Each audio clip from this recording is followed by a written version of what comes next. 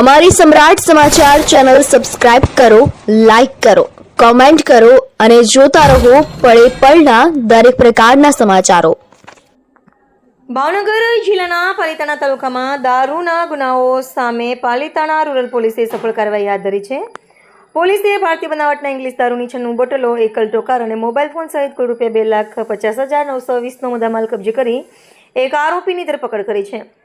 મળતી માહિતી મુજબ પાલિતાણા રૂરલ પોલીસ સ્ટેશનના ઇન્ચાર્જ પોલીસ ઇન્સ્પેક્ટર MB જાડેજાના માર્ગદર્શન હેઠળ પોલીસ પેટ્રોલિંગમાં હતી. તે દરમિયાન હેડ કોન્સ્ટેબલ VM મકવાણા અને પોલીસ કોન્સ્ટેબલ હનુભાઈ ગોહિલને મળેલી બાતમીના આધારે માયઘાર ગામ ખાતે દરોડો પાડવામાં આવ્યો હતો. પોલીસે સ્થળ પરથી હરિયાણા ફોર સેલ લખેલી રોયલ ચેલેન્જ ક્લાસિક વિસ્કીની 750 mlની 96 બોટલો, ઓલ્ટો કાર અને મોબાઈલ ફોન મળી કુલ ₹2,50,920નો મુદ્દામાલ કબજે કર્યો હતો.